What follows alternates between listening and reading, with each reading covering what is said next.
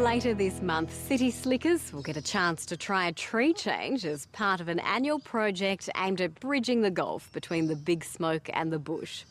It's called Farm Day, and in the lead up to this year's event, Australia's peak farming lobby is reminding consumers just how efficient and self-reliant our primary producers are these days.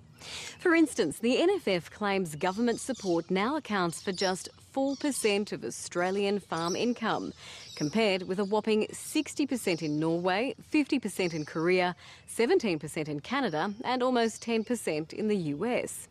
Founder Deb Bain told News Breakfast's Virginia Trioli and Michael Rowland that Farm Day is an important opportunity to gently dispel all sorts of myths and misconceptions about life on the land. I think that there's been a real disconnect between the rural and urban communities over the last couple of generations, and Farm Day is an opportunity to reacquaint urban consumers with where their food and fibre is produced and actually to get to know a farmer, because there's not many farmers living in the city.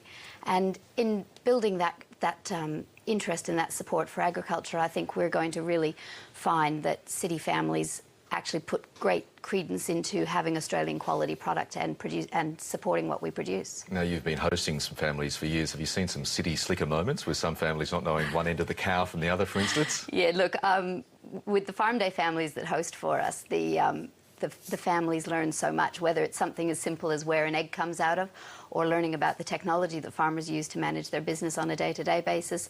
The fact that we're sitting at the forefront of technology using, GPS technology to manage our tractors, to minimise water use, to minimise chemical use, whether it be that we're using genetics to make sure that our meat is healthy and tasty and of the quality that our consumers want.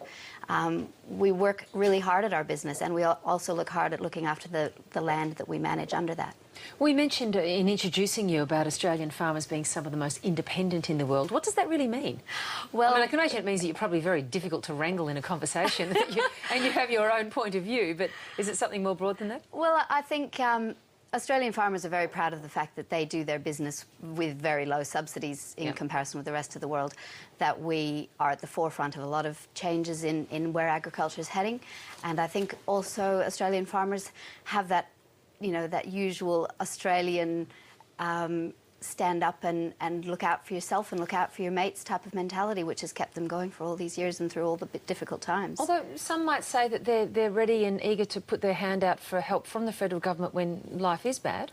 Well, when it really gets to the crunch and you can't feed your family anymore, or your farm has been washed out by flood and you can't even get out your front gate, yes, I mean, that type of help comes in handy. But when business is in a frame where, we're producing exports for the country, we're producing food for our local consumers, we do our job well, and we do it with very minimal subsidy.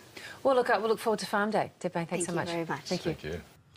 And if you'd like to get involved in this year's Farm Day, either as a visitor or a host, you can get all the information you need at www.farmday.com.au.